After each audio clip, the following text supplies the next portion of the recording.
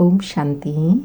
आज 21 अप्रैल 2026 के प्यारे बाप दादा के अनमोल मधुर महावाक्य हैं। आज की मुरली के सार में सदगति दाता बाबा ने धीरज व आथत देते हुए कहा कि जैसे कोई हॉस्पिटल में बीमार होते हैं तो पेशेंट दुख से छूटने की आश रखते हैं। डॉक्टर से पूछते हैं यह बीमारी कब छूटेंगी, तो डॉक्टर कहते हैं बहुत जल्द ठीक हो जाएंगे। ऐसे अभी बाप आकर धीरज देते हैं। यूँ तो बच्चे जान चुके हैं कि बरोबर यह तो सुख और दुख का खेल है, और विशेष और अंडरलाइन कराते कहा कि यूँ तो तुम बच्चों को सतयुग में जाने से भी जास्ती फायदा यहाँ संगम पर है, क्योंकि तुम अभी जानते हो इस समय हम ईश्वरीय गोद में हैं, ईश्वरीय औलाद हैं। और साथ में कहा कि बच्चे जानते हैं कि हम बिल्कुल घोर अंधियारे में थे, अब बाप आया है तो कितना सुजरा मिला है, ज्ञान की कितनी रोशनी मिली है, समझ मिली है। फिर विशेष पढ़ाई और धारणा के लिए कहा कि बाप तो यह नॉलेज सभी बच्चों को एक जैसे पढ़ाते हैं, परंतु धारणा में नंबरवार है। कोई अच्छे सर्विसेबल बच्चे बाप दादा के सामने आते हैं तो बाबा का डांस भी ऐसा चलता है। जैसे डांस करने वाले के सामने कोई उमंग उत्साह वाला बैठा होता है तो उनकी डांस अच्छी चलती है, ऐसे यहाँ भी हैं। जो अच्छे चात्रक बच्चे हैं उनके सन्मुख बाबा के ज्ञान डांस भी अच्छी चलती हैं। और साथ में विशेष कहा कि मुरली सब बच्चे सुनते हैं, लेकिन सन्मुख सुनने की बात और है, क्योंकि सन्मुख बाप दादा की उपस्थिति महसूस होती है, वायुमंडल की मदद मिलती है। ऐसे यहाँ पर भी जो अच्छे सर्विसेबल होशियार बच्चे हैं, ऐसे यहाँ पर भी जो अच्छे सर्विसेबल होशियार बच्चे हैं, चात्रक और पात्र बच्चे हैं, उनके सन्मुख बाबा की ज्ञान डांस भी अच्छी होती है। फिर चेकिंग करने के लिए कहा कि हर एक अपने को समझ तो सकते हैं ना कि हम कितना सर्विस करते हैं, फलाना कितना अच्छा सर्विस करते हैं। बाबा कहे हाँ, चलते चलते तूफान आ जाते हैं। बाबा तो कहते हैं बच्चों को कोई भी ग्रहचारी तूफान आदि न आए, माया अच्छे अच्छे बच्चों को गिरा देती है। तो बाप अभी धीरज देते रहते हैं, बाकी थोड़ा समय है, तुमको सर्विस भी करनी है, अपना पुरुषार्थ भी करना है। और ड्रामा का सारा खेल समझाते हुए कहा कि भारत पर ही हार और जीत का खेल बना हुआ है। भारत ही जब पावन था तो कितना पीस, प्योरिटी, प्रॉस्पेरिटी थी। यह कल की बात है। कल हमने ही पार्ट बजाया, फिर कल हम ही पार्ट बजाएंगे। हम अभी चक्र लगाकर आए हैं, अब फिर बाबा से योग लगाएंगे, इससे ही खाद निकलेंगी। बाप याद आएगा तो वर्षा भी जरूर याद आएगा। इसलिए बाप कहते हैं तुम मेरे को जानने से मेरे द्वारा सब कुछ जान जाएंगे। और आज विशेष बाबा ने सर्वश्रेष्ठ हॉबी धारण करने के लिए कहा कि सबसे अच्छी हॉबी है बाप को याद करने की। जितना याद करेंगे उतना खुशी बढ़ेंगी। साथ साथ दिव्य अलौकिक कर्म भी करना है। तुम हो ब्राह्मण, तुम सत्यनारायण की कथा, अमर कथा सुनते हो। बाबा कहे मूल बात ही एक है जिसमें सब कुछ आ जाता है। कौन सी? याद की बात, जिससे ही विकर्म विनाश होते हैं। यह एक ही हॉबी रूहानी है। और विशेष पुरुषार्थ के लिए एग्जाम्पल देते हुए कहा कि बाबा से पूरा वर्षा लेना है, बच्चों को हिम्मत रखनी है। हिम्मत रखने से फिर माया से लड़ाई भी होती है, लेकिन शिव बाबा कहे आगे तो ब्रह्मा बाबा है ना, माया के तूफान जास्ती इनके पास आते हैं। बहुत आकर पूछते हैं कि बाबा हमको यह होता है, तो ब्रह्मा बाबा बताते हैं कि बच्चे हाँ, यह तूफान तो जरूर आएंगे, पहले तो मेरे पास आते हैं, पुरुषार्थ करते करते अंत में सब कर्मातीत अवस्था को पा लेंगे। फिर सतयुग की स्मृति दिलाते हुए कहा कि कहते हैं लक्ष्मी नारायण क्षीर सागर में रहते थे। बरोबर यह भारत कितना पवित्र क्षीर का सागर था, दूध घी की जैसे नदियां बहती थी। बाबा कहे यह तो सिर्फ महिमा दे दी है। स्वर्ग का नाम लेते ही मुख में पानी आ जाता है, मन खुश हो जाता है। बाबा कहे वहाँ सब कुछ नया होगा। और साथ में एग्जाम्पल दिया कि जैसे ब्रह्मा बाबा श्री नारायण की मूर्ति अपने पॉकेट में रखते थे, उनको देखकर बहुत खुशी होती थी, बहुत प्यार से देखते थे, अपने पास रखते थे, लेकिन यह नहीं पता था कि हम ही यह बनूंगा। तो ब्रह्मा बाबा नशे से कहते हैं अब ज्ञान मिला है, अब हम ऐसा फिर से श्री नारायण बनूंगा। तो बच्चों को भी नशा रहना चाहिए।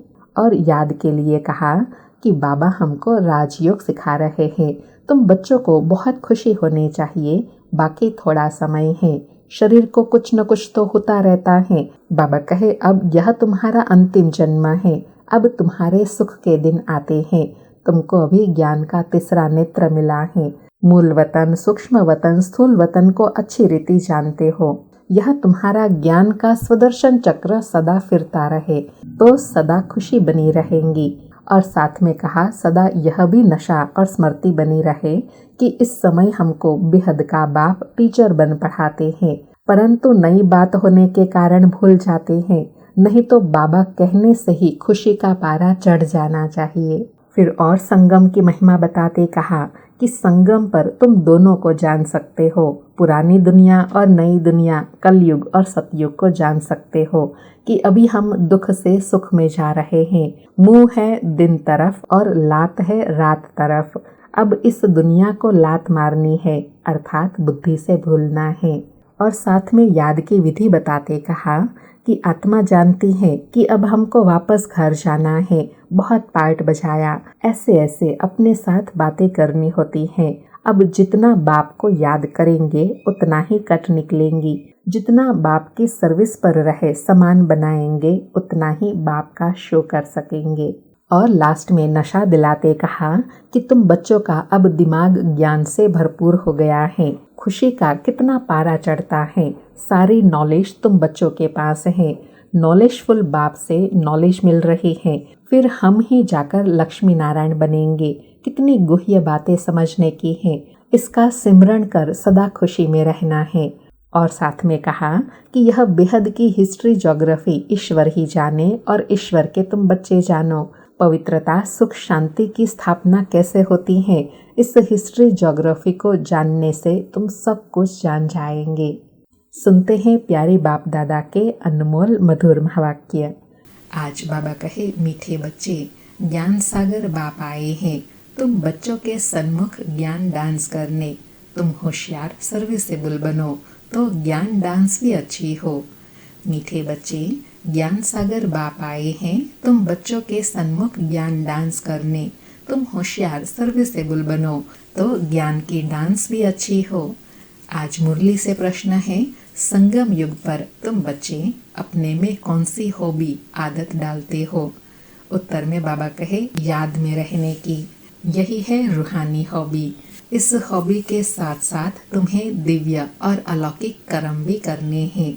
तुम हो ब्राह्मण, तुम्हें सबको सच्ची सच्ची कथा जरूर सुनानी है। सर्विस की भी तुम बच्चों में हॉबी होनी चाहिए। अर्थात बाबा कहे तुम्हारे अंदर रूहानी आदतें हो। कौन सी? पहली तो याद में रहने की, दूसरी दिव्य और अलौकिक कर्म करने हैं। और दिव्य अलौकिक कर्म कौन सा है? सबको सच्ची सच्ची कथा सुनाना, अर्थात सबको बाप का परिचय देना। आज मुरली में गीत बजा, धीरज धर मनवा धीरज धर, तेरे सुख के भरे दिन आए कि आए। सारी मुरली से धारणा के लिए सार है। पहला पॉइंट, इस पुरानी देह और दुनिया को बुद्धि से भूल बाप और घर को याद करना है।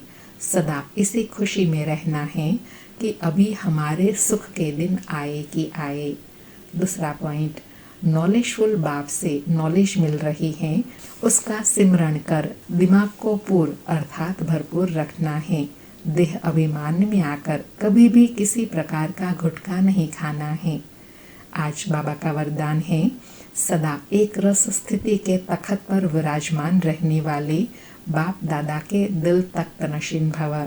सदा एक रस स्थिति के तखत पर विराजमान रहने वाले बाप दादा के दिल तख्त नशीन भव। स्पष्टीकरण है, सभी से श्रेष्ठ तखत बाप दादा के दिल तख्त नशीन बनना है, लेकिन इस तखत पर बैठने के लिए अचल अडोल एक रस स्थिति का तखत चाहिए। अगर इस स्थिति के तखत पर स्थित नहीं हो पाते तो बाप दादा के दिल रूपी तखत पर स्थित नहीं हो सकते। इसके लिए अपने भ्रकुटी के तखत पर, अकाल तखत पर स्थित हो जाओ। इस तखत से बार बार डगमग न हो तो बाप दादा के दिल तखत पर विराजमान हो सकेंगे। आज बाबा ने दिल तख्त नशीन बनने की विधि बताई कि इतने सर्वश्रेष्ठ तखत पर विराजमान वही रह सकते हैं जिनकी अचल अडोल एक रस स्थिति होंगी। और एक रस स्थिति कैसे बनेंगी? पहले अपने भ्रकुटी के अकाल तखत पर विराजमान होंगे, फिर दिल तख्त नशीन बन जाएंगे। आज का स्लोगन है, शुभ चिंतन द्वारा नेगेटिव को पॉजिटिव में परिवर्तन करो। आज के अव्यक्त इशारे हैं, महान बनने के लिए मधुरता और नम्रता का गुण धारण करो। आज की धारणा है, ब्रह्मा बाप अपने हर बच्चे के चेहरे पर एक तो सदा रूहानियत की मुस्कुराहट देखने चाहते हैं और दूसरा मुख से सदा मधुर बोल सुनना चाहते हैं। एक शब्द भी मधुरता के बिना नहीं हो। चेहरे पर रूहानियत हो, मुख में मधुरता हो और मन बुद्धि में सदा शुभ भावना, रहम दिल की भावना, दातापन की भावना हो। हर कदम में फॉलो फादर हो। यही पालना का रिटर्न है। बाबा कहे, पालना का रिटर्न कौन सा है? बाप समान स्थिति बनाना। अच्छा, ओम शांति। शुक्रिया बाबा, शुक्रिया।